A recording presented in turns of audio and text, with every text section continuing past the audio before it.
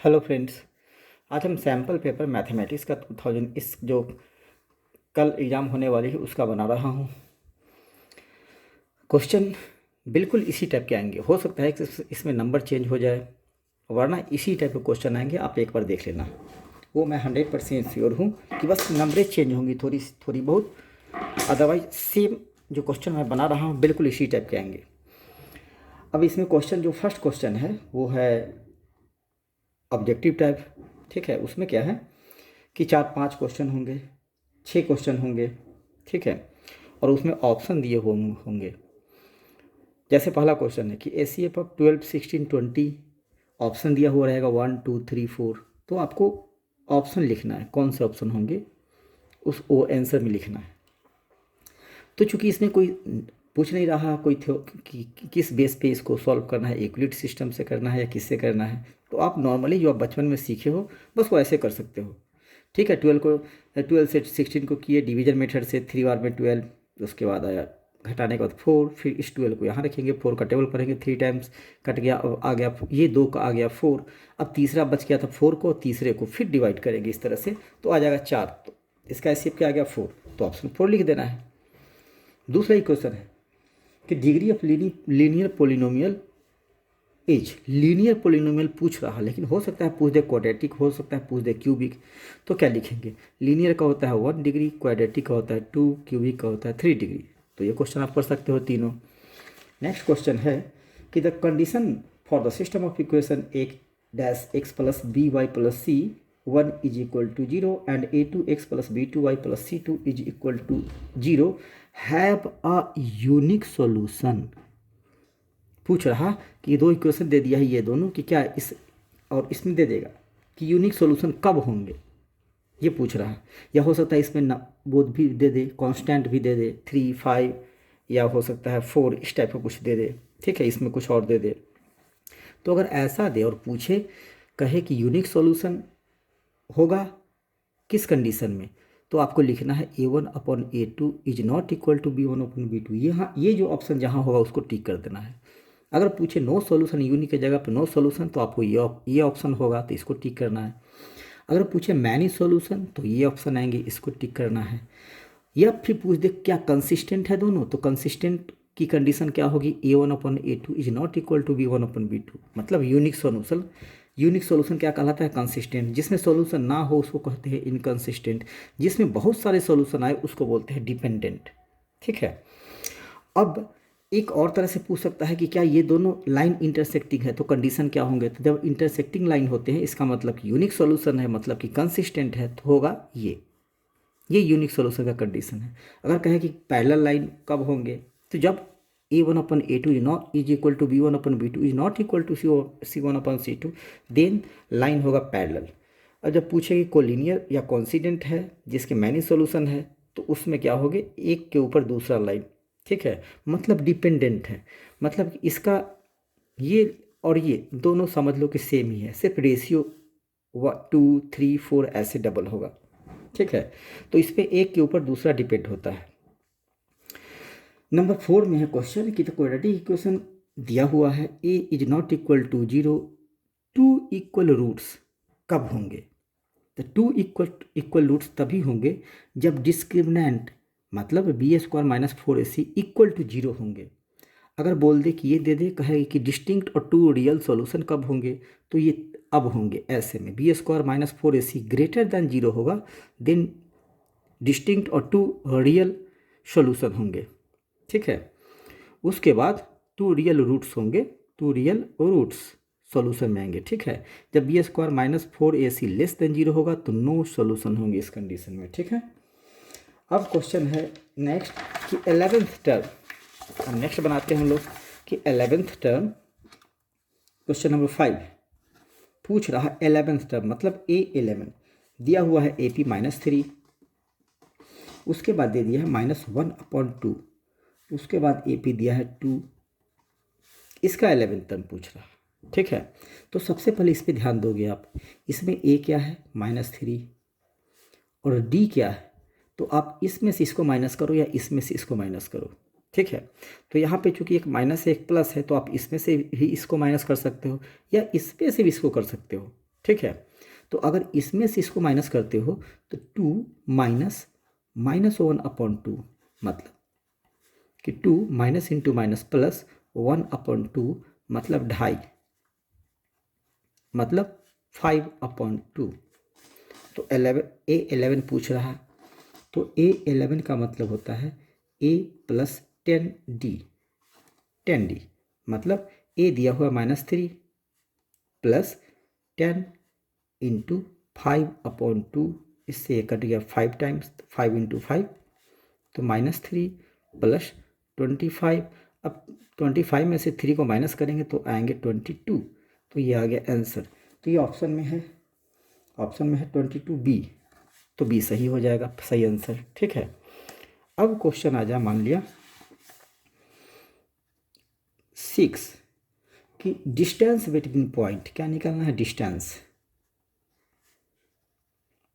यह है coordinate geometry का क्वेश्चन, डिस्टेंस निकालना है।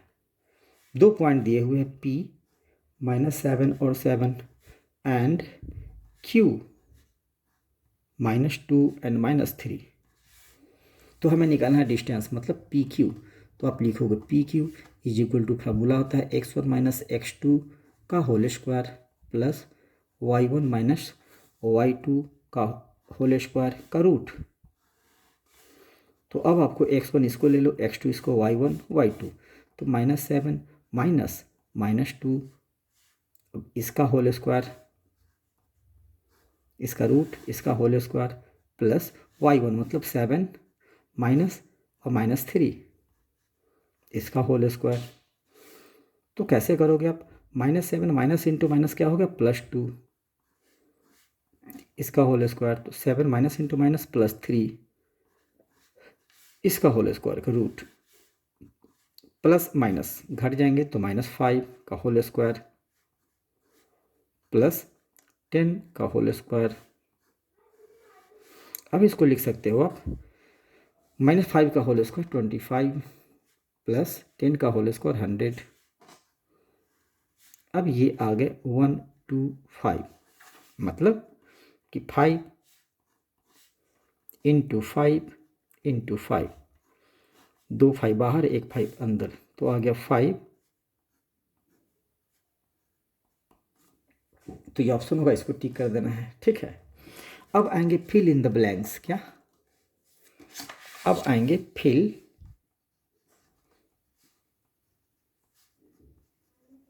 इन the blanks.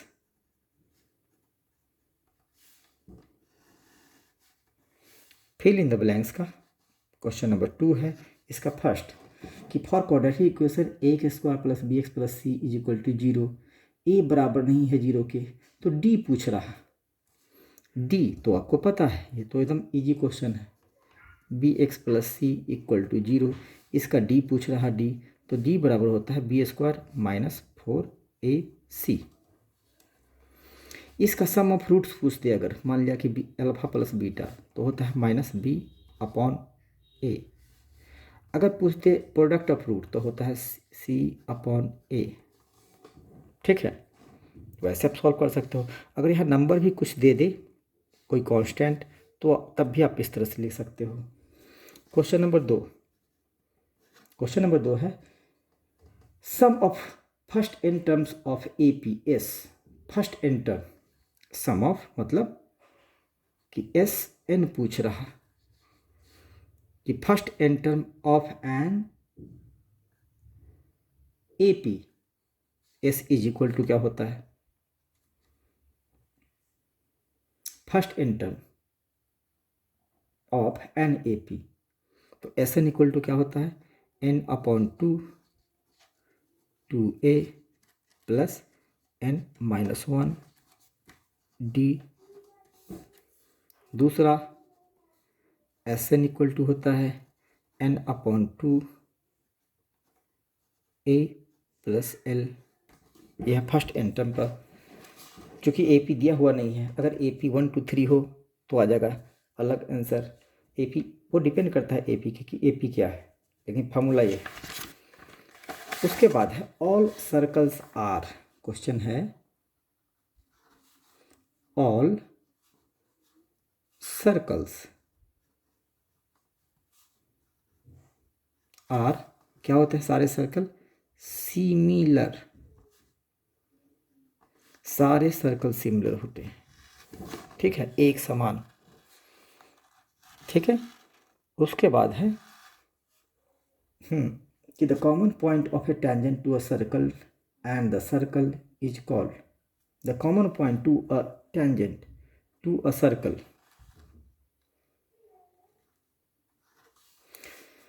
Common point of a tangent, ठीक है, to a circle and the circle is called,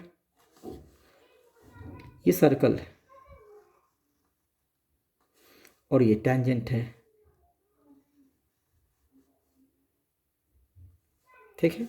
तो कह रहा है common point of a tangent to a circle and circle is called, और कुछ नहीं कह रहा इसमें, common point of a tangent to a circle and a circle is called, तो इसको बोलते हैं पॉइंट ऑफ कॉन्टैक्ट, इसको क्या बोलते हैं? Point of contact,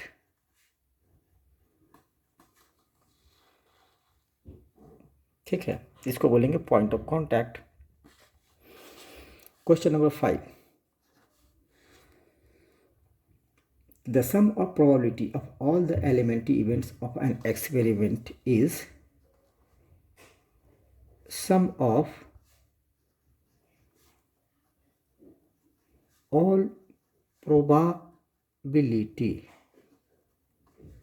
is equal to 1 होता है, ठीक है। चाहे कितना भी घटना घटा हो, सबको ऐड करेंगे तो 1 ही आना है, ठीक है। अब क्वेश्चन है कि the tangent of at any point of a circle is dash to the radius through the point of contact, ये क्वेश्चन इस तरह से मान लेते हैं टेंजेंट है, ठीक है, at any point of a circle is dash to the radius through the point of contact. अब यह पॉइंट ऑफ कॉन्टैक्ट यहाँ है, अब रेडियस की बात कर रहा तो क्या होगा? Perpendicular, circle is perpendicular to radius, तो क्या हो जाएगा आंसर? परपेंडिकुलर।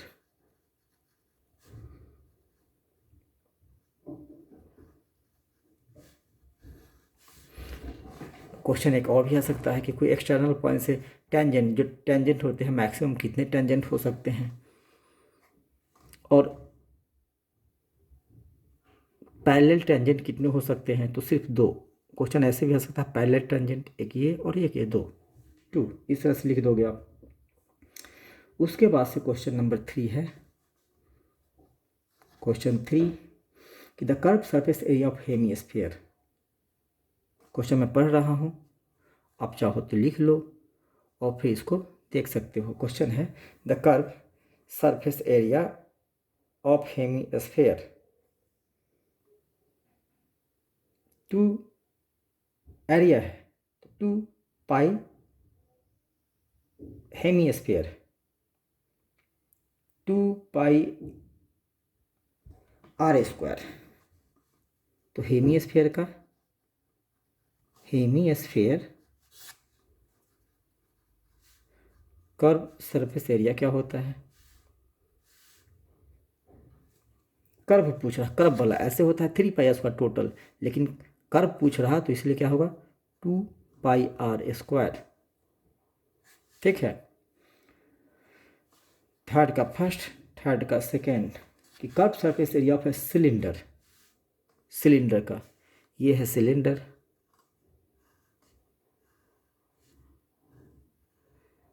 इसके कर्व सरफेस एरिया, ये जो कर्व वाले पोर्शन है पूरे चारों तरफ कर्व वाले, ये जो कर्व वाले हैं उसको बोलते हैं, ठीक है। तो सिलेंडर का क्या होगा?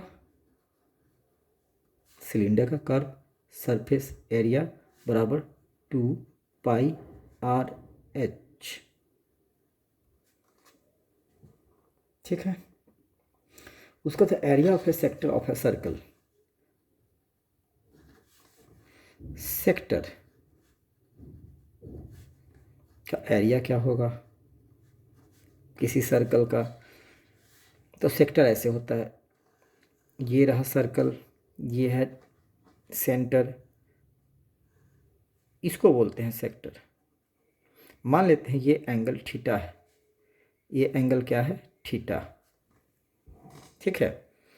तो ये जो एंगल है वो लिखेंगे ऊपर, टोटल कितने का होता है 360 का, वो नीचे, इनटू सर्कल का एरिया क्या होता है पाई आर स्क्वायर, टोटल एरिया का थीटा अपॉन 360 पार्ट, ठीक है। क्वेश्चन नंबर 4, क्वेश्चन नंबर 4 में है कॉट ए इक्वल टू क्या, कॉट ए बराबर होता है क्या, एक तो होता है 1/tan A अगर ऑप्शन में है तो, दूसरा होता है cos A upon sin A,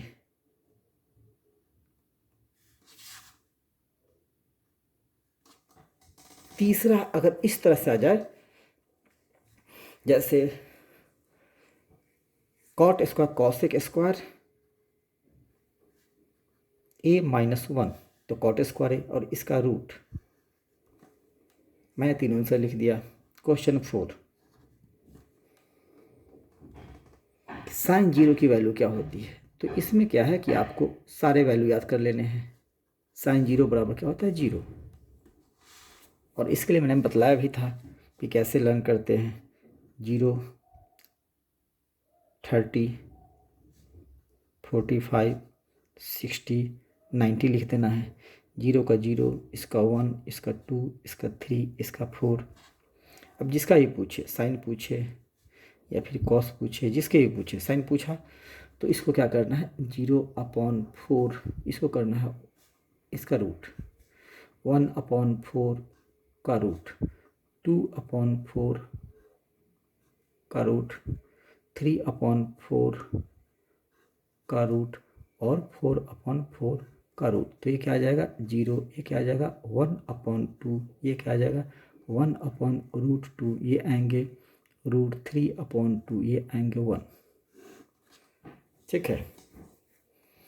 उसके बाद क्वेश्चन है, बस ये हो गया। अब है ट्रू फॉल्स, नंबर 4 में आएंगे ट्रू फॉल्स।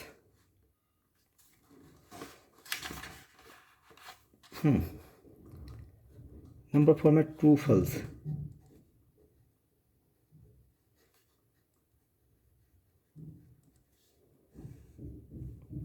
ठीक है। तो इसमें क्वेश्चन फर्स्ट बोल रहा है क्या कि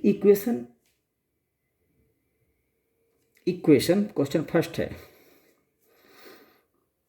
कह रहा कि एक इक्वेशन दिया हुआ है x-2 का whole square plus 1 equal to 2x -3। अब ये क्या क्वाड्रेटिक इक्वेशन है कि नहीं है, तो ये हमको चेक करना है। तो इसके लिए क्या करेंगे, इसको हम पहले a-b के होल स्क्वायर का फॉर्मूला लिखेंगे, तो हो जाएगा x² minus 4x plus 4 plus 1 equal to 2x - 3। अब ये x² तो है, इस 2x को इस तरफ लाएंगे और इसको भी इस तरफ लाएंगे, तो पहले से है -4x, उधर से आया 2x, 4 1 5 3 आ जाएंगे, तो कितना हो जाएगा 5 3 8, तो +8 इक्वल टू 0। तो x² -6x plus 8 equal to 0। तो ये क्वाड्रेटिक इक्वेशन है, ठीक है। अब नेक्स्ट क्वेश्चन कर रहे हैं, ये सैम्पल पेपर है, काफ़ी important.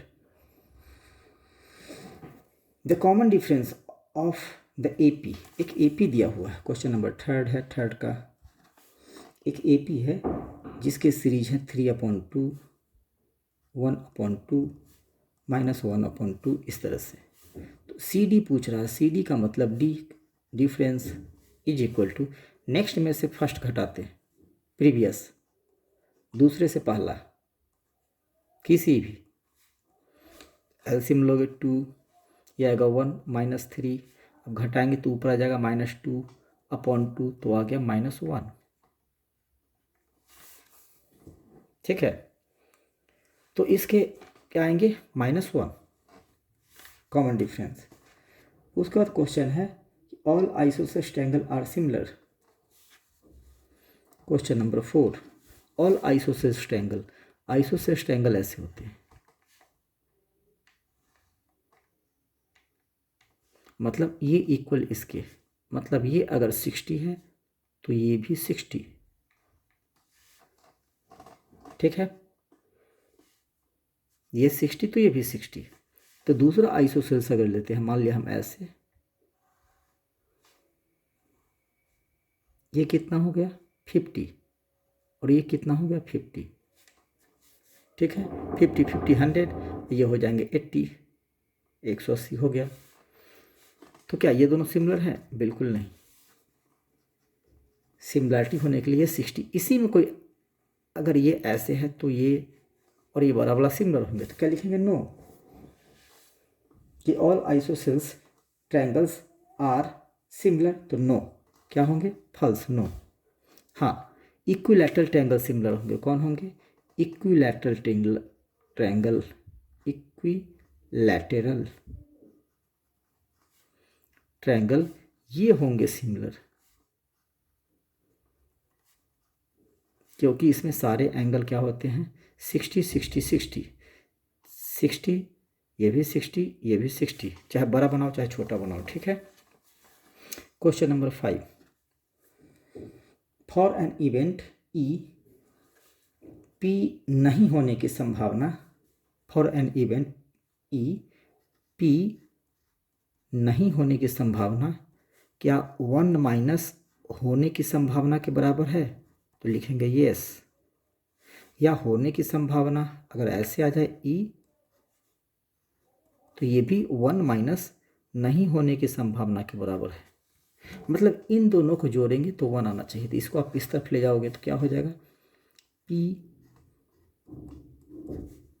Not happening plus P happening equal to total 1। तो ये होगा यस, ट्रू। अब क्वेश्चन है there is an empirical relationship between the 3 measure of central tendency. Question में दिए हुए हैं 3 median equal to mode plus 2 mean. एक में नॉर्मल सा ये है कि नहीं, ये सुनो लिखना है। मैं एक फार्मूला देता हूँ, उसको आप याद रखना। सबसे पहले पढ़ते हैं मीन, उसके बाद मीडियन, उसके बाद मोड। मतलब मोड मीडियन याद रखने का, और ये होता है मीन। तो ये मोड इक्वल टू होता है 3 मीडियन माइनस 2 मीन के, ठीक है। अब ये 3 मीडियन तो है ही, तो इसको इस तरफ ले आएंगे तो क्या हो जाएगा? मोड प्लस 2 मीडियन है, तो इसका मतलब होगा यस, ये सही है। बस आप इसको याद रख लेना। वो इसीलिए कि थोड़ा सा सीक्वेंस में है, mode median mean, mean median mode, ठीक है। तो 3 मीडियन में से 2 मीन घटाते हैं तो मोड आता है, ये जानते हैं आप। अब 3 मीडियन कह रहा क्वेश्चन ये है, तो 3 मीडियन, अब इसको अलग कर लेते हैं, इसको लेफ्ट साइड में भेजते हैं तो क्या बच जाएगा? मोड प्लस 2 मीन, ठीक है। अब ये एक एक मार्क्स के क्वेश्चन सारे कंप्लीट, ठीक है। अब आ रहा next question.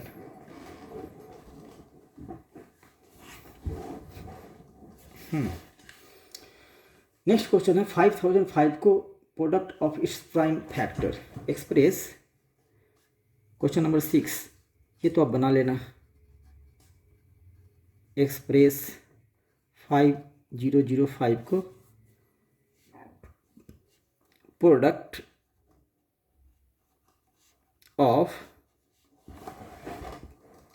Of its prime factor, ये तो बना लोगे, बस फैक्टराइज कर देना है इसको, ठीक है। नेक्स्ट क्वेश्चन है कि द्विघात समीकरण के शून्य ज्ञात कीजिए। मतलब find the zeros of the quadratic equation, zeros निकालना है। Find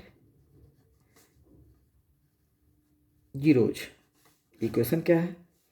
x square plus 7x plus 10 equal to 0। दो ऐसा ना मिडिल टर्म स्प्लिट करते हैं। ऐसा करना है दो चीज़ को कि इसको जोड़े तो 7 और मल्टीप्लाई करो तो 10, तो ऐसे ही जाएगा 5 2 7, 5 2 जा 10। तो ये तो ऐसे ही नॉर्मल बन जाएगा X square plus 5x plus 2x plus 10 equal to 0। X common ले लोगे आप तो x प्लस 5 और प्लस 2 कॉमन ले लेंगे तो क्या आ जाएगा x plus 10, sorry x plus 5। तो इसका आंसर आ गया x प्लस 5, दो फैक्टर, तो x की वैल्यू आ जाएगी -5 और दूसरा -2। हो गया, पूरे मार्क्स आएंगे। यह है सॉल्यूशन इसके। नेक्स्ट क्वेश्चन है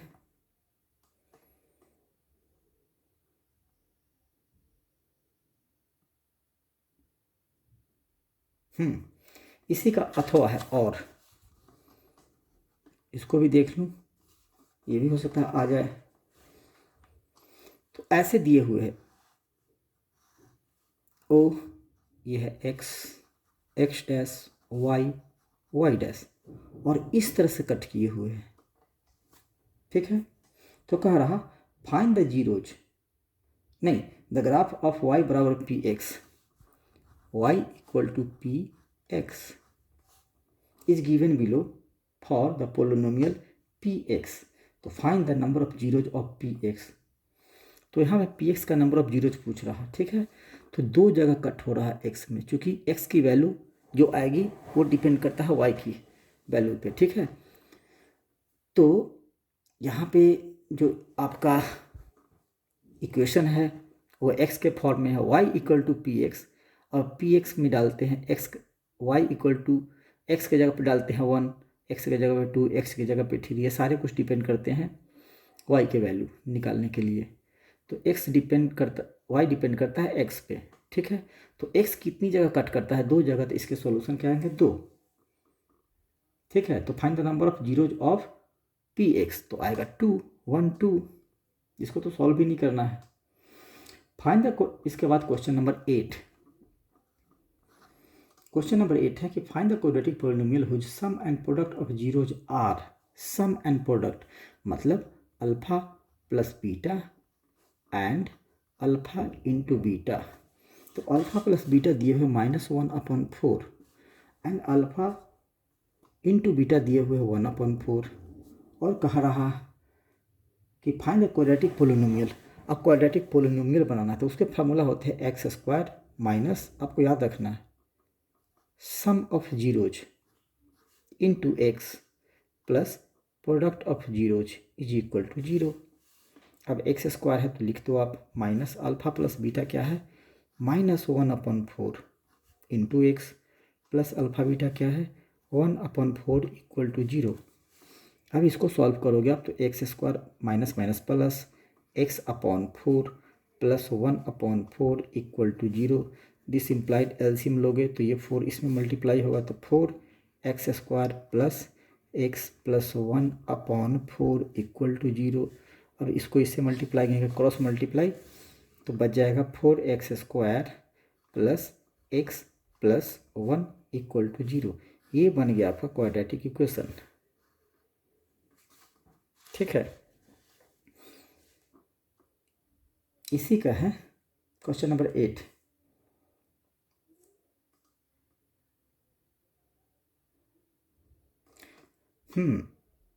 नहीं, क्वाड्रेटिक क्यूबिक में नहीं आता है, इसलिए इसको छोड़ते हैं। अब आ रहा है 9, question number 9। On comparing the ratio a1/a2, b1/b2 and c1/c2, find out whether the following pair of linear equation are consistent or inconsistent। अब वही कह रहा क्या, कंसिस्टेंट, अभी जो स्टार्टिंग में हम लोग पढ़े थे कंसिस्टेंट और इनकंसिस्टेंट।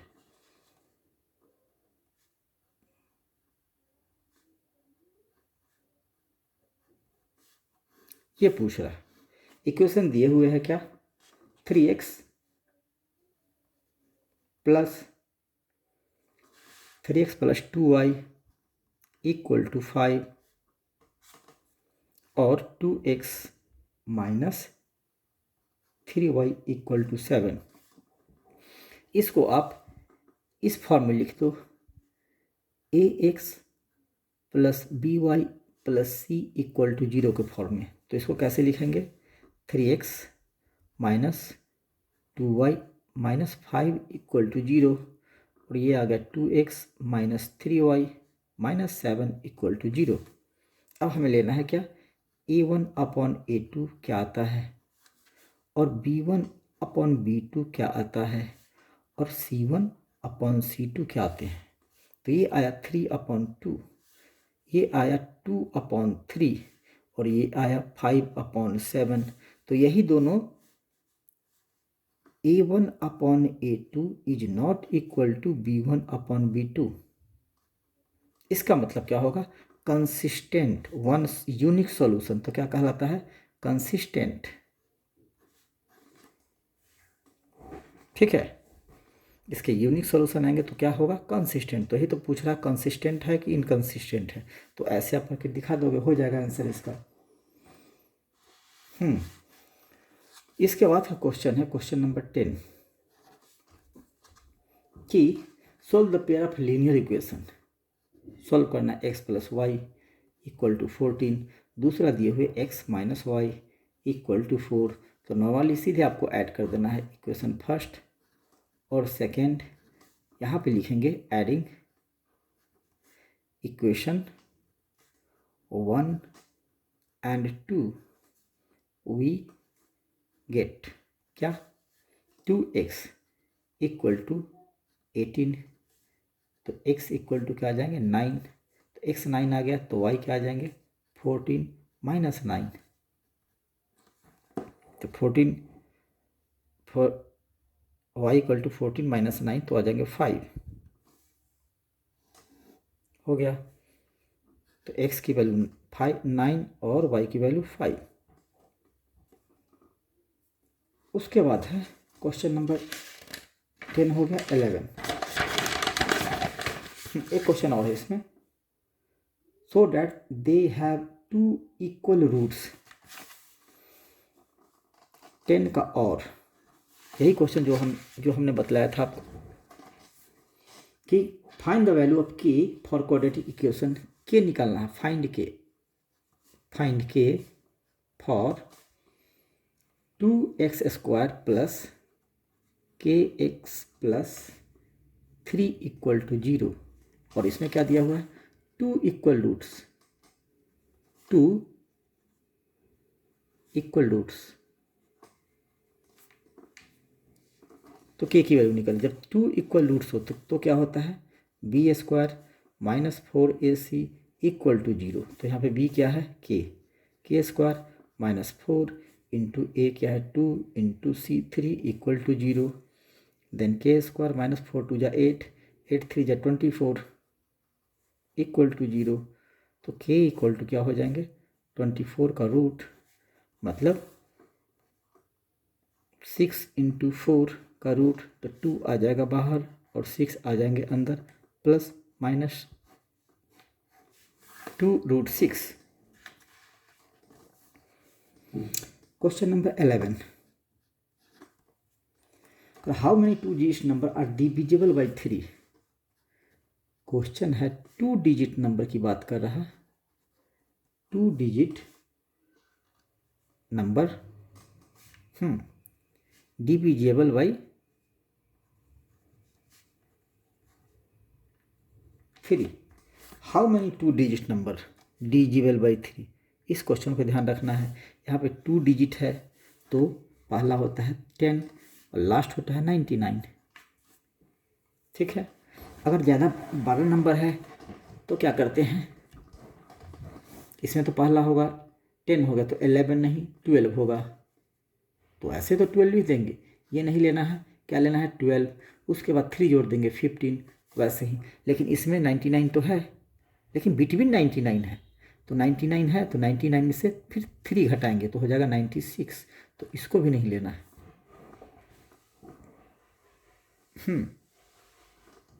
लेकिन अगर कहे नहीं, यहाँ बिटवीन नहीं है, तो 99 भी लेंगे, 99 भी लेंगे तो सीरीज हो जाएगा 12, 15, 18, 99 तक। ठीक है। अगर मान लिया कि क्वेश्चन आ गया 3 डिजिट नंबर, चलो इसको हम सॉल्व कर लेते हैं, उसका 3 डिजिट वाला भी बता देते हैं। 3 डिजिट नंबर और क्वेश्चन आ गया कि how many 3 digit number are divisible by 5, 6, 7, 8, 4, 3, 2 कुछ भी। ठीक है, तो पहले इसको सॉल्व कर लेते हैं। तो कह रहा है एन, पूछ रहा है इसमें एन, ठीक है, कि कितने होंगे, कि how many 2 digit number are divisible by 3। तो इसमें पहला क्या है, ए एन बराबर क्या होता है, कितने टर्म होंगे, तो a n number of terms divisible by 3, तो एन इक्वल टू होता है a plus n minus 1 d. तो आप लिखोगे 12 plus n minus 1 into d, d कितना है 12, 5, 3। अब एनवा टर्म क्या है 99, तो यहाँ पे लिखोगे आप 99। अब इसको सॉल्व करेंगे, 12 प्लस 3n माइनस 3, 12 माइनस 3 तो क्या आ जाएगा 9, 3n माइनस 9, 9 इधर आएंगे तो क्या आएंगे 108 इक्वल टू 3n। तो n की वैल्यू क्या आएगी 108 अपॉन 3, तो इससे काटोगे आप 3 3 जा 9, 1 8 18 36, मतलब 36 नंबर होंगे, 18 उसके बाद 21 ऐसे करते करते 36 नंबर होंगे जो 3 का मल्टीपल होगा, वो भी 2 डिजिट का नंबर। ठीक है, तो ऐसे आप सॉल्व करेंगे इस क्वेश्चन को। अब कह रहा इसी का और में, इसी के और में है कि an A P, in an A P A दिया हुआ है, डी दिया हुआ है, तो ए एन दिया हुआ है, तो फाइंड एन, बिल्कुल यही है। ए दिया हुआ है, डी दिया हुआ है D3, इसमें से इसको घटा देंगे, ए एन दिया हुआ है 99, तो एन निकालना है, बिल्कुल वही क्वेश्चन है। अब उसके बाद है क्वेश्चन नंबर 12। क्वेश्चन नंबर 12 इस तरह से ट्रायंगल दिए हुए हैं, ठीक है, और यहाँ पे ऐसे पैरेलल लाइन है, इसका नाम है ए, और ये बड़ा वाला ट्रायंगल बी, और सी छोटा वाला ट्रायंगल होगा ए डी और ई। इस साइड का ए डी का साइड है 1.5 और डी बी है कितना 3 और ए ई कितना है 1। तो कह रहा फाइंड सी ई। ठीक है, तो 2 ट्रायंगल है, एक ये है और एक बड़े वाले हैं, या इसी ही ट्रायंगल में साइड्स यहाँ कितना 1.5 और 3, यहाँ क्या है 1, तो इसको मान लो आप x। अब इसके रेशियो सेम होंगे, मतलब 1.5 upon 3 equal to 1 upon x। ठीक है, तो क्रॉस मल्टीप्लाई करोगे आप 1.5x इक्वल टू 3, ठीक है, तो ऐसे लिखो 1.5x इक्वल टू 3, तो x इक्वल टू क्या हो जाएंगे 3 अपॉन 1.5, मतलब 30 अपॉन 15 2, तो ये हो जाएंगे 2।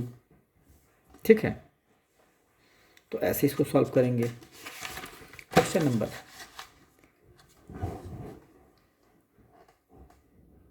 कि फाइंड द कोऑर्डिनेट्स 13।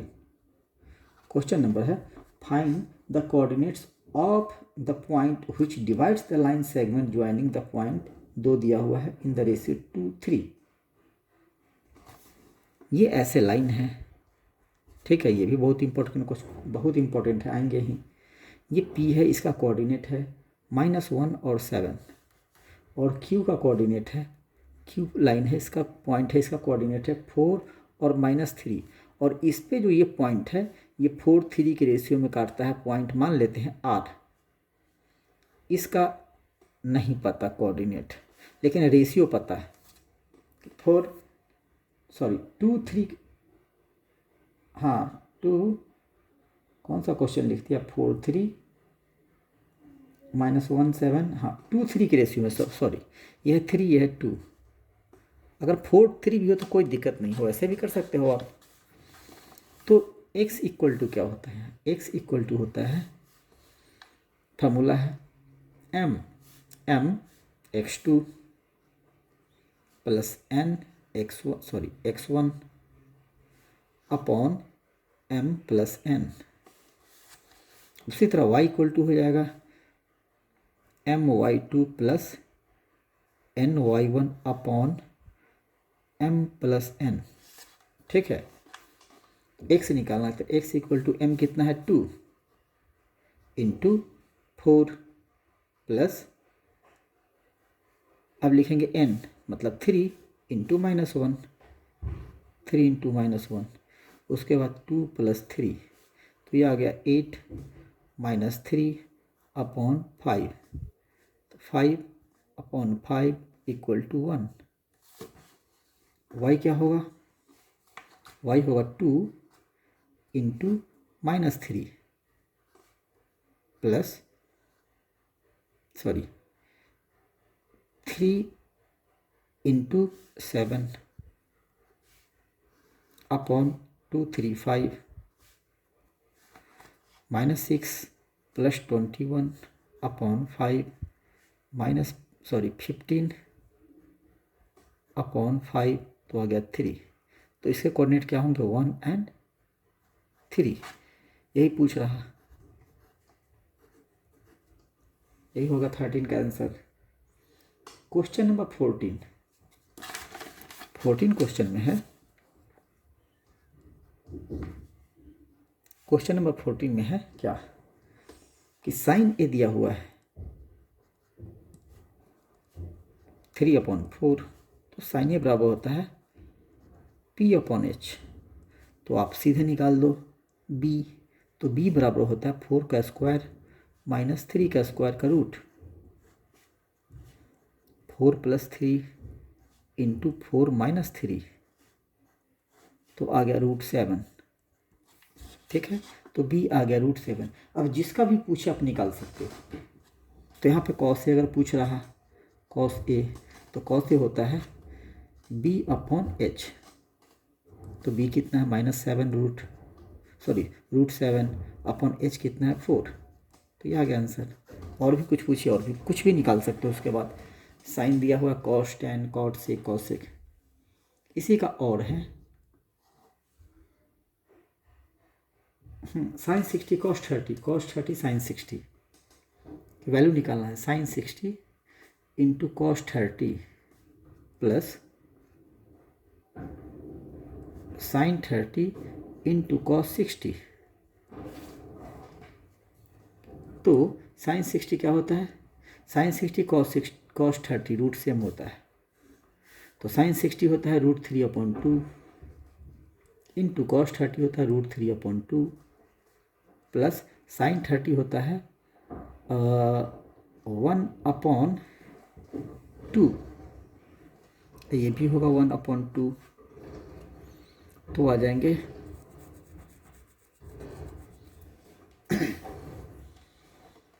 नहीं 1/√2, साइन 30 1/√2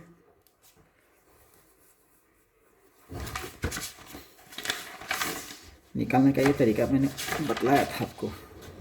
साइन 30 1/2, 45 1/2, सॉरी 1/2, ठीक था। तो ये आ गया √3 इंटू √3, 3/4 प्लस 1/4, 4/4, तो आ गया 1। ठीक है, अब अगला क्वेश्चन है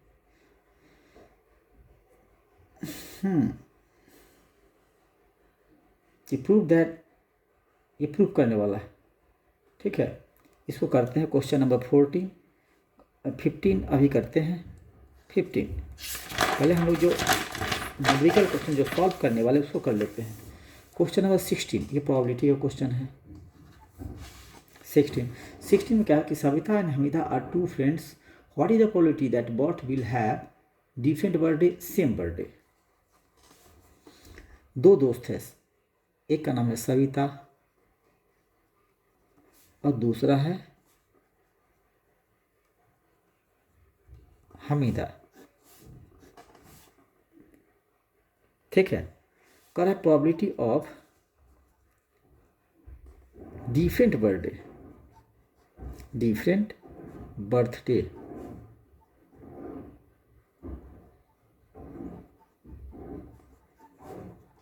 और प्रोबेबिलिटी ऑफ सेम बर्थडे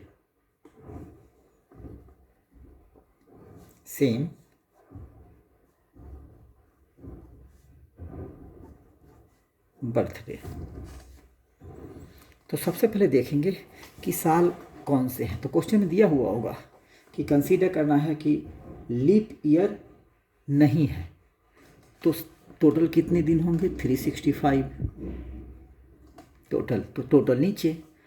अब डिफरेंट बर्थडे है, मतलब डिफरेंट का बर्थडे का मतलब क्या कि अलग अलग होंगे दोनों के, और सेम बर्थडे का मतलब 365, और सेम बर्थडे का मतलब दोनों के एक दिन बर्थडे होंगे। ठीक है, मतलब कि हो सकता है कि इसके बर्थडे अलग हो, इसके बर्थडे अलग हो सकता है कि दोनों को बर्थडे सेम हो। तो अगर सेम बर्थडे है तो टोटल डेज में एक दिन सेम है, एक ही दिन सेम होगा। ठीक है, तो उसकी प्रोबेबिलिटी क्या होगी 1/365। और डिफरेंट बर्थडे की प्रोबेबिलिटी क्या होगी डिफरेंट की, तो 1 में से इसको माइनस कर दो, या कोई एक दिन सेम बर्थडे होगा उसको हटा देंगे तो बच जाएगा 364। तो 364 दिन ऐसे होंगे जो डिफरेंट बर्थडे होंगे। तो आंसर आ गया 364। बस समझना है इसको। और सेम बर्थडे मतलब एक दिन दोनों का, टोटल 365 दिन में एक दिन। ठीक है, और इसमें डिफरेंट बर्थडे तो जो एक दिन है उसको घटा देंगे, तो अलग अलग कब होंगे 364 दिन। ठीक है, दूसरा है कि पीई और में है, पीई पास होने की प्रोबेबिलिटी या फेल होने की प्रोबेबिलिटी जो भी हो, अगर जो दिया हुआ हो उसको 1 में से माइनस कर देना है। तो यहाँ क्वेश्चन में गिवन है और वाला क्वेश्चन है कि किसी घटना की कि एक p is equal to 0.05, what is the probability of not ई।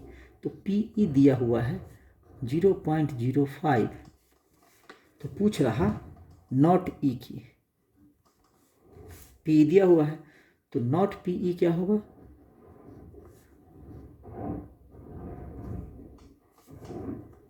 1 में से माइनस कर दोगे आप 0.05, तो आ जाएगा कितना 0.95, 0.95। अब इन दोनों को जोड़ेंगे तो 1 आ जाएगा। तो इसका मतलब कि नहीं होने की संभावना कितनी है 0.95। ठीक है, अब है क्वेश्चन कि अ बैग कंटेन्स 3 रेड बॉल। ये क्वेश्चन नंबर नेक्स्ट है 17। एक बैग है, ऐसे मान लेते हैं थैला। ठीक है, इस थैले में इस थैले में रेड बॉल है कितने 3, मतलब रेड बॉल ऐसे बॉल है, बहुत सारे बॉल हैं। ठीक है, रेड बॉल है 3, और कह रहा ब्लैक है कितने 5।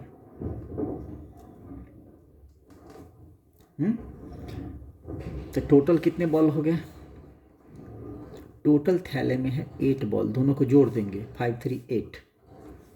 अब क्वेश्चन पूछ रहा कि a ball is drawn at random, एक बॉल निकाला गया। एट रैंडम का मतलब होता है कि बिना अचानक, बिना देखे हुए, बिना बॉल को देखे हुए कि कौन रेड है कौन ब्लू है, मतलब सीधे आंख मूंदे बैग में हाथ डाले एक बॉल निकाल लिए। तो ऐसे निकाल लिए एक बॉल। तो कह रहा कि what is the probability that the ball drawn is red. पहला, प्रोबेबिलिटी ऑफ आर कितनी होगी। दूसरा कि प्रोबेबिलिटी ऑफ नॉट रेड मतलब ब्लैक, नॉट रेड कितनी होगी। तो पहले प्रोबेबिलिटी ऑफ रेड पूछ रहा है, तो टोटल बॉल कितने हैं 8 और रेड कितने हैं 3, तो ये होगा प्रोबेबिलिटी ऑफ रेड की। दूसरा क्या पूछ रहा है, ये पहले का आंसर हो गया।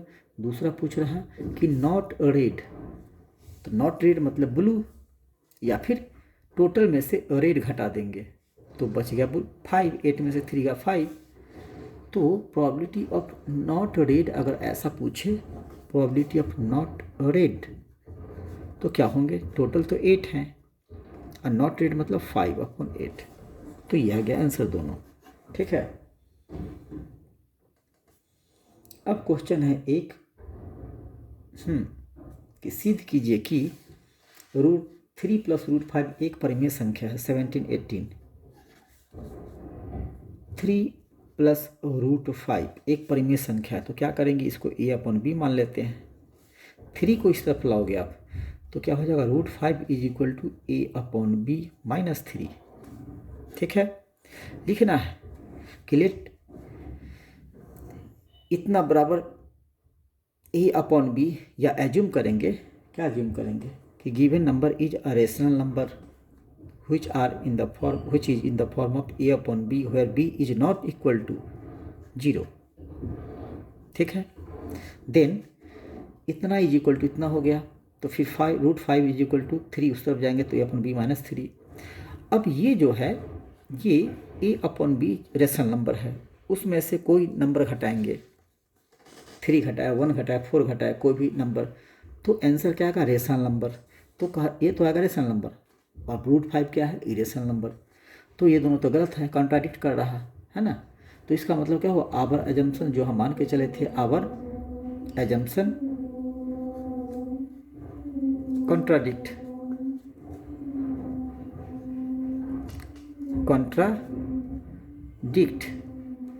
our assumption contradict the fact that √5 is a rational number, so 3 + √5 is a rational number, ऐसे लिख देना है। उसके बाद है क्या? एक क्वेश्चन और है।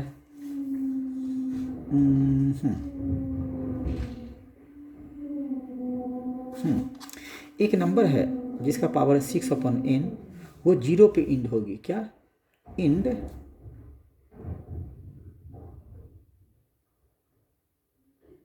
With digit 0, end with digit 0। 6 का पावर n कह रहा है इंड विथ डिजिट 0, का मतलब हुआ कि अगर 6 का पावर 1 देंगे तो 1, 6 का पावर 1 तो आएगा 6, 6 का पावर 2 आएगा 36, उससे 6 का पावर 3 तो क्या आए? नंबर ही आएंगे। तो किसी में भी 6 का स्क्वायर करें चाहे कुछ भी करें, ये इंड में फर्स्ट डिजिट में 6 ही आएगा। समझ गए? पहला। दूसरा कि 6 का पावर n, तो 6 को आप फैक्टराइज करो, 2 × 3, प्राइम फैक्टर क्या हो गया? 2 and 3, 2 × 3 to the power n, ये हुआ। बट कोई भी डिजिट इंडिंग विथ 0 होने के लिए हमें क्या चाहिए? 2 × 5, then the number end with 0, end with digit 0। तो यहाँ पे क्या है? 5 is not present here, so the given number या given 6 to the power n is not end with 0, ऐसे लिख सकते हो आप। उसके बाद है क्वेश्चन नंबर 19। अभी ये 19 नंबर है हाइट एंड डिस्टेंस का क्वेश्चन। ठीक है। चलिए, एक क्वेश्चन छूट गया है, वो 1 वर्ड आंसर का क्वेश्चन है। उसमें भी 6 क्वेश्चन हैं, पहले उसको कर लेते हैं। क्वेश्चन नंबर 5 था, ये छूट गया था। क्वेश्चन है एंगल सिमिलरिटी क्राइटेरिया लिखने को। क्या? Angle similarity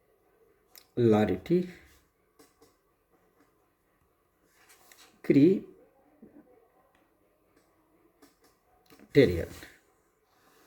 angle similarity criterion. ठीक है। तो इसमें आंसर लिखना है। क्या answer? if two angles have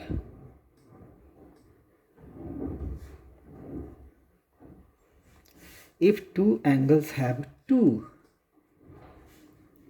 pair of congruent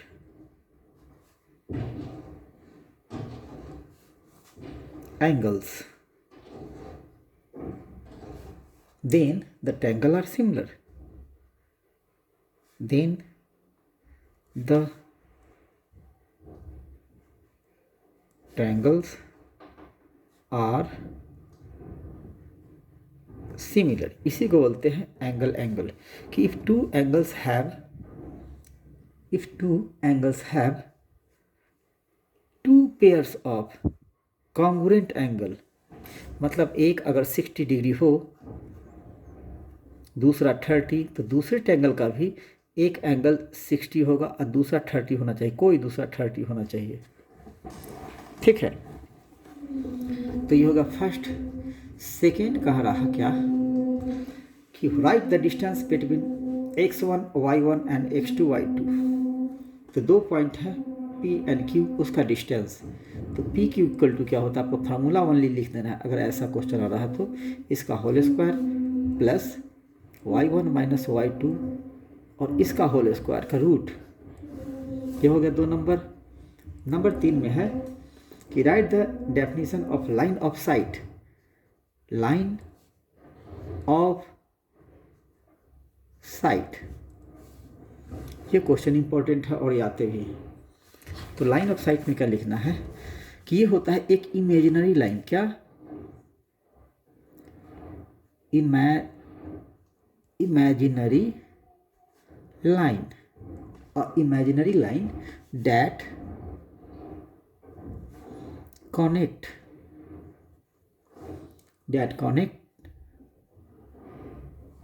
an observer's eye. जो देख रहा है उसको बोलते हैं observer's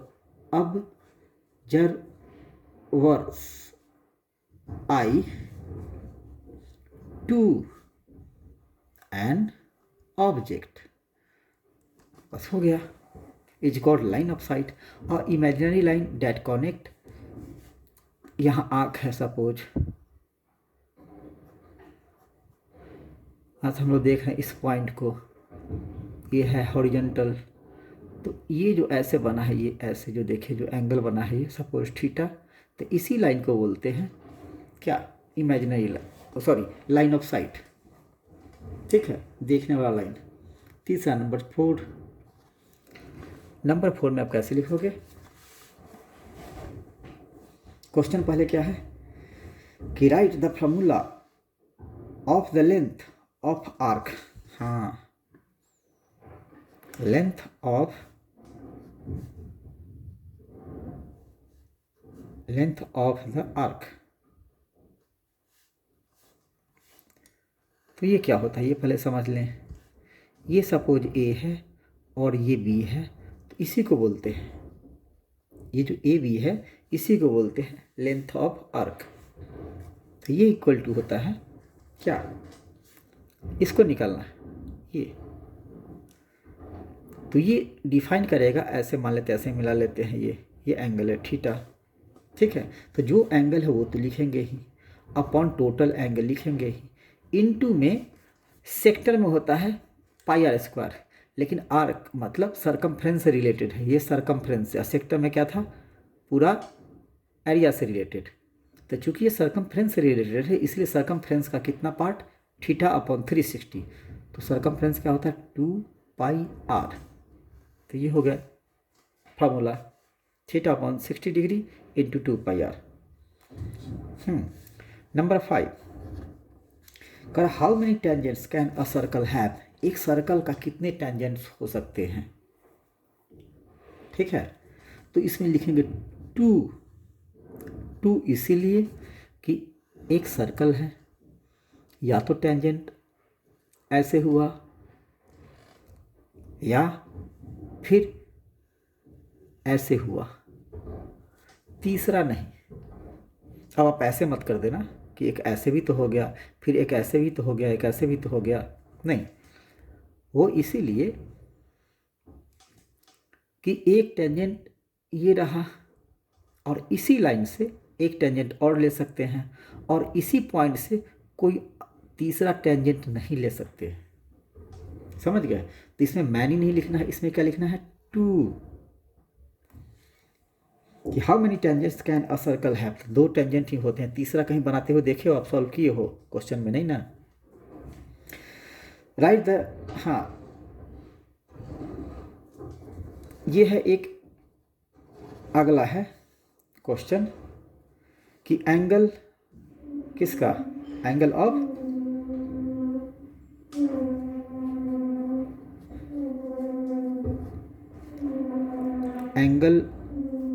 डिप्रेशन।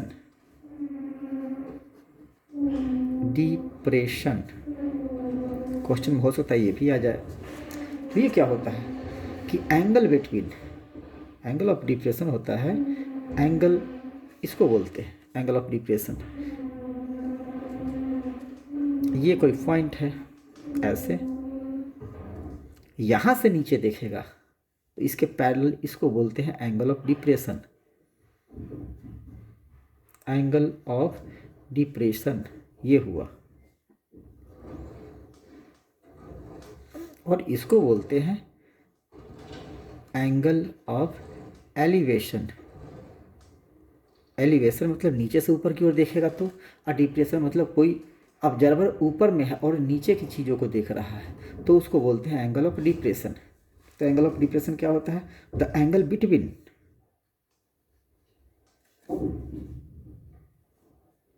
बिटवीन हॉरिजॉन्टल, ये हुआ इसका horizontal line and the line of site. ये है लाइन ऑफ साइट। ये देखना ऑब्जर्वर देख रहा है तो ऑब्जर्वर अगर यहाँ ऑब्जेक्ट है, देख रहा है ऑब्जेक्ट को ऑब्जर्वर, तो ऊपर ऑब्जर्वर है, लाइन ऑफ साइट यही है। नीचे ऑब्जर्वर है, ऑब्जेक्ट ऊपर है, तब भी लाइन ऑफ साइट यही है। तो एंगल ऑफ डिप्रेशन का क्या हो गया कि the horizontal angle between horizontal line. तो इसका हॉरिजॉन्टल लाइन ये हो गया अगर यहाँ पे है ऑब्जर्वर तो, और लाइन ऑफ साइट ये हो गया। टाइम ऑफ साइट लिख दिया हूँ, line of sight. Line of sight when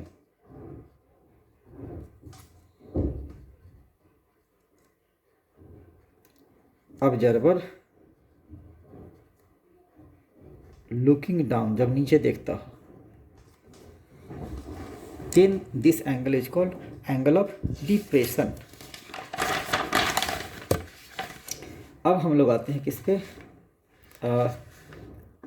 next question पे। नेक्स्ट क्वेश्चन क्या था, किसका था? नेक्स्ट क्वेश्चन था हाइट एंड डिस्टेंस का, क्वेश्चन नंबर 19। क्वेश्चन नंबर 19 में क्या है कि the angle of elevation of the top of a tower from a point on the ground, मतलब यहाँ से, ठीक है, which is 30 metre away from the foot of the tower is 30 degree. मतलब ये हॉरिजॉन्टल, ये 30 डिग्री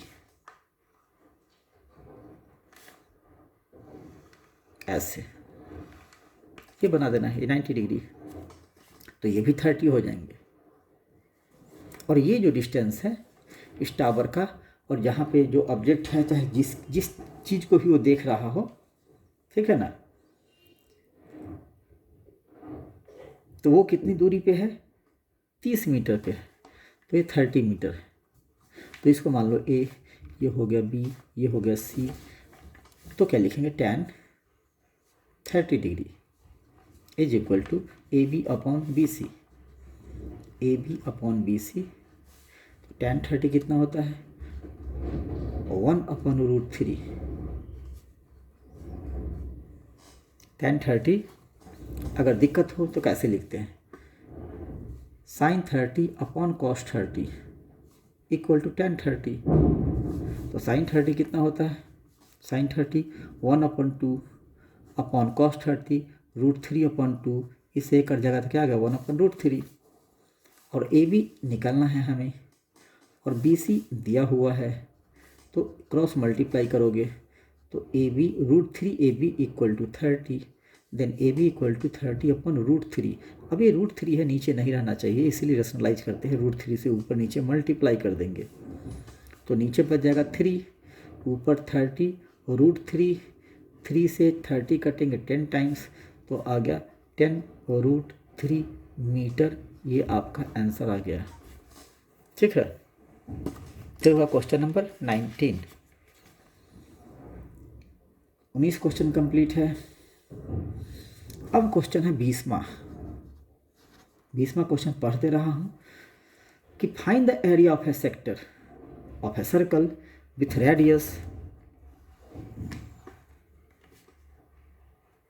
रेडियस कितना दिए हुए हैं 6 सेंटीमीटर 6, ये O ये A, और if the angle of the sector is 60 degree है। अब ये एंगल दे दिया है 60 डिग्री, ये B है, ये 60 डिग्री, तो एकदम आसान है। क्या एरिया ऑफ सेक्टर क्या होता है, area of sector equal to होता है θ/360 इंटू πr²।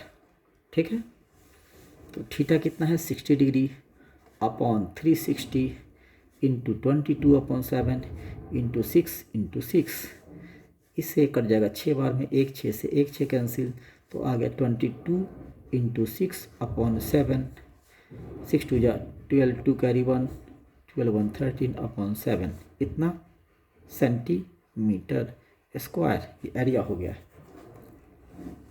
ठीक है, अब आ रहा उसी का कि the length of the minute hand of a clock 14 centimetre, find the area swept by the minute hand in 5 minute.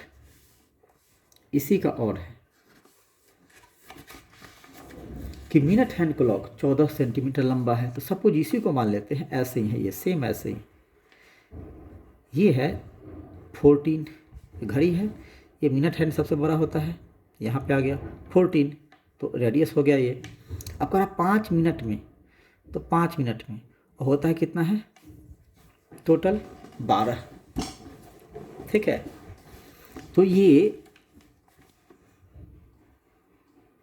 जो घड़ी है तो इसमें 5 मिनट मतलब यहाँ से लेके यहाँ तक आ जाता है ऐसे। ठीक है, तो 5 मिनट का मतलब 30 डिग्री, चूँकि 90 डिग्री में देखो आप ऐसे, सपोज ये 12 है, ये 3 है। ठीक है, तो कितना डिग्री बना 90 डिग्री, और यहाँ पे 12 के बाद 1 होता है, 1 के बाद 2, 1 ये 2।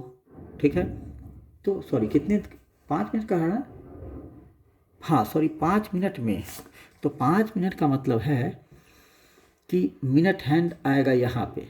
ठीक है, तो ये 30 और ये 30 60 और ये 30 90, तो 30 डिग्री हो गया। ये कितना बनाएगा 30 डिग्री। तो बस एरिया निकालोगे कैसे, 60 की जगह पे सिर्फ 30 डाल देना है, अपॉन 360 इंटू 22/7 इंटू 14 अब काट दोगे इसको, बन जाएंगे ये, इससे कटा 6, इससे कटा 2, ये आया 3, ये आया 7, मल्टीप्लाई कर देंगे आंसर आ जाएगा। अब नेक्स्ट क्वेश्चन है कि the sum of 2 digit number and the number obtained by the reversing the digit is 66। तो if the digits the number differ by 2 तो फाइंड द नंबर 21। इस पे मान लेना है यूनिट प्लेस पे, क्या यूनिट डिजिट मान लेंगे x, और टेंस डिजिट क्या हो जाएगा मान लेंगे y। लेट,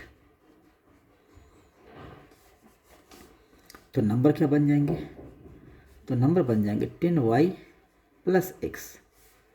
और रिवर्स की भी चर्चा है, हाँ रिवर्सिंग। अब जब रिवर्स करेंगे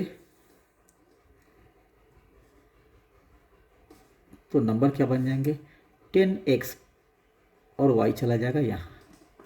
अब क्वेश्चन पढ़ेंगे कि the sum of 2 digits number and the number obtained by reversing the digit is 66। तो 66 कब हो रहा है, जब 10y + x अब फिर डिजिट को रिवर्स कर दिए, मतलब 10x plus Y equal to 66 है। तो ये हो गया 11x plus 11y equal to 66। अब 11 कॉमन ले लोगे आप, तो हुआ x plus Y equal to 66। तो x प्लस वाई क्या हो जाएंगे, 66 अपॉन 11 मतलब 6। तो एक इक्वेशन आ गया x plus Y equal to 6, equation first. और दूसरा इक्वेशन क्वेश्चन में ही कह रहा कि difference if the digits of the number differ by 2, मतलब कि x माइनस वाई का अंतर कितना है 2, ये दोनों को ऐड कर दोगे आप, कैंसिल, 2x इक्वल टू 8। तो x की वैल्यू क्या आ जाएगी 4, x की वैल्यू आ गई 4। अब हम निकाल देंगे y की वैल्यू, तो y हो जाएगा 6 माइनस 4 बराबर 2। तो नंबर क्या बन जाएंगे, नंबर हो जाएंगे, नंबर ये 10y, मतलब 10 इंटू 2 प्लस 6, तो आ गया 26 26। ठीक है। दूसरा क्वेश्चन है कि if you add 1 to numerator, और क्या है इसी में, मान लेते हैं कि ऐसे है फ्रैक्शन पूछ रहा है कि व्हाट इज द फ्रैक्शन, कि if you add 1 to the numerator, तो न्यूमरेटर में 1 ऐड कर दो आप, and 1 subtract 1 from the denominator, इसमें से 1 घटा दो, then a fraction reduce to 1, तो 1 हो जाता है। ठीक है, ये पहला कंडीशन। दूसरा कंडीशन कह रहा कि इट बिकेम 1/2, ये 1/2 हो जाता है। कब, जब if you only add 1 to the denominator, मतलब नॉमिनेटर सेम रहेगा और डिनोमिनेटर में हम सिर्फ 1 ऐड करेंगे तो 1/2 हो जाता है। अब इसको सॉल्व कर देना है। इसको कैसे सॉल्व करेंगे, क्रॉस मल्टीप्लाई, मतलब ये 2 है तो 1 को सॉल्व करेंगे तो ऐसे आएगा x plus 1 equal to y minus 1। तो इसको इस तरफ, इसको इस तरफ, तो x minus Y equal to -2। अब लिखो इक्वेशन 1, यहाँ नहीं भी लिखोगे तो चलेगा, इक्वेशन 1। दूसरा क्रॉस मल्टीप्लाई, तो 2x equal to y plus 1, 2x minus Y equal to 1, ये हो गया इक्वेशन 2। अब क्या करेंगे, दोनों माइनस माइनस है, प्लस प्लस है, तो घटाना पड़ेगा। ठीक है, तो 1 माइनस 2 कर देते हैं, या 2 माइनस 1, 2 माइनस 1 करोगे तो हो जाएगा x minus Y equal to -2। Sign change, minus minus है तो प्लस, माइनस है तो प्लस, ये दोनों कैंसिल, 2x में से x घटेगा तो x इक्वल टू 2 1 3, तो a की वैल्यू आ गई 3x की। तो किसी में भी डाल दो इसकी वैल्यू, किसी में अगर डालते हो x3 तो हो जाएगा 3 minus Y equal to -2, y को उस तरफ 2 को इस तरफ, तो वाई इक्वल टू 5। तो फ्रैक्शन क्या हो जाएगा, फ्रैक्शन बन गया किस फॉर्म में, यहाँ पे लिखेंगे let the fraction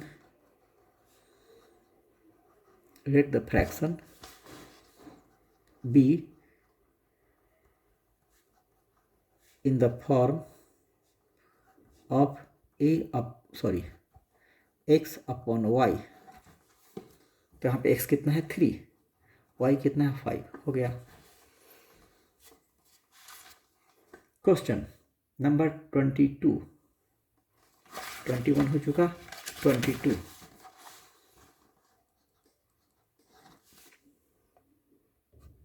question number 22 है कि a toy is in the form of a cone of radius 3.5 mounted on a hemisphere of same radius. The total height of the toy दिया हुआ है 15.5 centimetre. Find the total surface area of this toy. तो एक hemisphere ऐसे है, इसी के ऊपर एक कोन है इस तरह से, ये हेमिस्फीयर का हाइट, ये रेडियस उसका, और ये जो हाइट दिया हुआ है ये दिया हुआ है 15.5। ठीक है, और ये है रेडियस कितना दिया 3.5, ये है 3.5, तो ये भी हो जाएगा 3.5 यहाँ से यहाँ तक, चूँकि रेडियस है। तो ये कितने हो जाएंगे यहाँ से यहाँ, मतलब हाइट ऑफ कोन कितने हो जाएंगे 15, टोटल है सारे 15, 15.5 में से 3.5 ये घटा देंगे तो ये बच जाएगा। तो 15 में से 0.5 में से 3 घटेंगे तो कितना बच गया 12। और पूछ रहा क्या, इसका पूछा surface area, total surface area of the toy. तो यहाँ पे total surface area of toy equal to curve surface area of hemisphere plus curve surface area of cone. Curve इसीलिए क्योंकि ये दोनों एक दूसरे से जुटा हुआ है तो ये बाहर वाले पोर्शन इसके सरफेस एरिया होंगे। ठीक है, अब curve surface area of hemisphere क्या होता है, क्योंकि रेडियस दोनों का सेम है इसीलिए हम चल सकते हैं आराम से। अगर डिफरेंट होता तब अलग अलग लेते तो हम कॉमन ले सकते हैं। इसमें curve surface area of hemisphere होता है, हेमिस्फीयर का पूरा एरिया होता है 4πr² तो कर्व कितने होंगे 2πr² plus curve surface area of कोन। तो कोन का सरफेस एरिया πRh।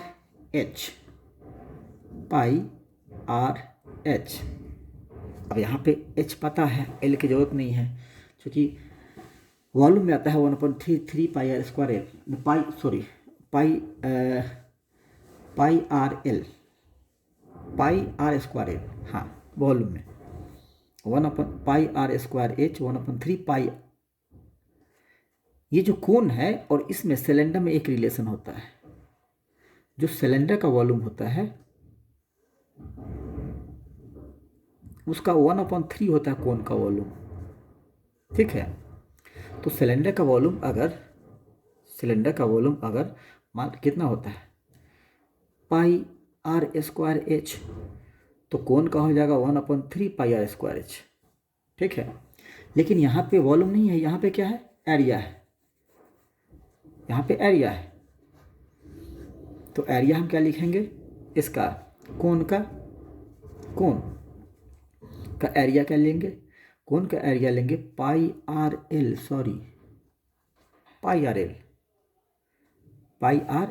तो यहाँ पे हमें l निकालना है तो l इक्वल टू पहले निकाल लेंगे इधर। l इक्वल टू क्या होगा, l इक्वल टू होगा h² प्लस r² का रूट। तो h कितना है 12 का स्क्वायर प्लस 3.5 का स्क्वायर। अब इसके रूट, अब इसको लिखेंगे 144 प्लस 35। इसको मल्टीप्लाई करोगे तो कितने आएंगे 35 × 35 ये आएगा 25 और 4 3 जा 12 1225 2 अंक बाद दशमलव तो 12.25 का रूट। अब इसको ऐड करेंगे तो 0.25 तो आएंगे ही 426 अब 415 ये 1 कितना आ गया 156.25। अब इसका हमें निकालना है 156.25 इसका हमें निकालना है रूट। ठीक है, तो इसके रूट निकालने के लिए जब रूट निकालोगे इसका तो 5 25 वाला 5 हाँ 125 यहाँ पे पॉइंट तो आ गया एल कितना 12.5। तो ये तो बाद में लिखेंगे। अब हमें इसमें जो कॉमन है उसको ले लेते हैं, πr कॉमन ले लेते हैं तो यहाँ बच जाएगा 2π प्लस l मतलब कि 22/7। अगर दिए हुए हो क्या, अगर दिए हुए क्वेश्चन में कि 3.15 पाई की वैल्यू लेना है तो वही लेना है। अगर कुछ नहीं दिए हुए हो तो 22/7 इंटू r कितना है 3.5 और फिर ब्रैकेट में 2 × 3.5 प्लस l कितना है 12.5। अब ये आएगा 22/7 इंटू 7 से कट जाएगा, सॉरी इससे काट दोगे आप 0.5 तो ये आ जाएंगे 22 × 0.5 और नीचे ये 7 हो गया 3.5 डबल 7 और प्लस 12.5 तो आ गया 19.5। ठीक है, अब इसको मल्टीप्लाई करोगे 5 × 2 = 10 11, तो 11 इंटू 19.5। अब 11 55 5 99, 11 9 99 और 5 104 का 4, 11 और 10 21, एक अंक बाद तो आ गया इतने। तो इतना सेंटीमीटर हो तो सेंटीमीटर या मीटर हो तो मीटर स्क्वायर। ठीक है। एक बार मैं चेक भी कर लूँ, इसके 11 इंटू 19.5 आएगा ना, 214 and half. Question number next.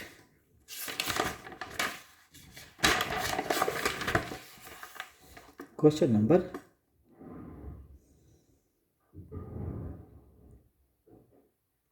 23 और ये लास्ट क्वेश्चन है 23 कि 100 surnames were randomly picked up from a local telephone directory and the frequency distribution of the number of letters in English alphabet in the surnames was obtained as the number of letters और number of surnames दिया हुआ है। तो यहाँ है number of letters, number of letters। ठीक है। और यहाँ नंबर ऑफ सरनेम कितने पीपल का, 100 का, तो ये x हो गया और ये आ गया क्लास इंटरवल CL। तो ये है 1 से 4 तक, फिर 4 से 7, फिर 7 से 10, फिर 10 से 13, फिर 13 से 16 और फिर 16 से 19। सबकी फ्रीक्वेंसी कितना है, 1 से 4 वाले का 6, इसके बाद इसका 30, इसका 40, इसका 16, इसका 4 और इसका 4। तो अब इसके निकालेंगे हम मिड वैल्यू, दोनों को जोड़ के 2 से डिवाइड करते हैं। तो 4 1 5, तो कितना आ गया 2.5। ठीक है। अंतर 3 है तो 5.5, 2.5, 7 4 11 तो आ गया 5.5, फिर 3 8.5, फिर 8 और 3 11.5, 11 3 14.5 और 14 और 3 17.5। ठीक है। अब इसको भूल जाना है, हमें निकालना क्या हो वो जरा देख लो। इसमें निकालना है कि find the mode size of the surname. Oh sorry, अब इसका जरूरत ही नहीं है, मोड निकालना है। मोड, मीन निकालने में इसकी ज़रूरत है, आपको बता दिए हैं। मोड, तो मोड में सबसे ज़्यादा फ्रीक्वेंसी किसका होता है, वो होता है मॉडल क्लास। तो यहाँ पे मॉडल क्लास क्या है, मॉडल क्लास ऑफ फ्रीक्वेंसी 40। ठीक है। ये अब इसको ध्यान में रखना है। तो जब मोड निकालना हो, मोड, तो फार्मूला आप लिख सकते हो क्या, L प्लस, अब यहाँ पे डिपेंड करता है कि आप लिखते क्या हो, फ्रीक्वेंसी। अब ये हो गया F फ्रीक्वेंसी, यहाँ पे X हटा देंगे, F फ्रीक्वेंसी। तो ये फ्रीक्वेंसी और इसका यूज है, और जो मॉडल क्लास का फ्रीक्वेंसी उसका लोअर लिमिट का। ठीक है। तो L प्लस, अगर हम लेते हैं इसको फ्रीक्वेंसी, मान लेते हो आप कि इसको 1, इसको 2, इसको 0, ये है F0, ये है F1, ये है F2। तो क्या फॉर्मूला होगा, F1 minus F0 upon 2 F1 minus F0 minus F2 into H। तो यहाँ पे H क्या होगा, अंतर क्या है 4 7 का 7 10 का 3, तो H हो जाएगा 3। L क्या होगा 40, मॉडल क्लास उसके सामने का क्लास इंटरवल का सबसे लोअर लिमिट 4, तो लिखेंगे सॉरी 7, तो 7 प्लस F1 कितना है 40 माइनस 30 अपॉन 42 या 80 माइनस 30 माइनस 16 इंटू 3। अब इसको लिख दो आप 7 plus 10 upon 80 minus 46 into 3 is equal to 7 plus 10 upon 4743 into 3। ठीक है, अब ये आ गया 37 प्लस 30 अपॉन 34। अब करना क्या है कि हमें डिवाइड करना है, किसको, हमें डिवाइड करना है 30 को, हमें डिवाइड करना है 30 को 34 से। ठीक है, 30 को जब आप डिवाइड करोगे इस 34 से तो आंसर आ जाएंगे करीब 0.88। तो मोड कितना हो जाएगा 7.88। ये हो गया आंसर। बिल्कुल इसी टाइप के क्वेश्चन आएंगे, खासकर स्टेट बोर्ड जो है, स्टेट बोर्ड में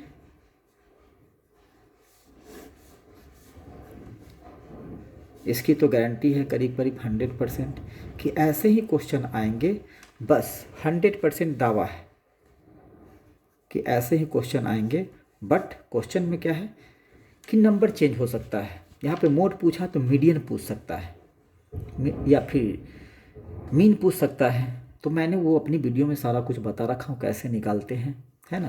ये मीडियन निकालने के लिए, अभी जो मिड वैल्यू मैंने निकाला था मीडियन निकालने के लिए करते हैं। ठीक है, या यहाँ पे हो गया ये f है, ये x हो गया। अब fx से निकालेंगे, इन दोनों को मल्टीप्लाई करेंगे, फिर सम करेंगे तो मीन वैसे निकाल लेते हैं।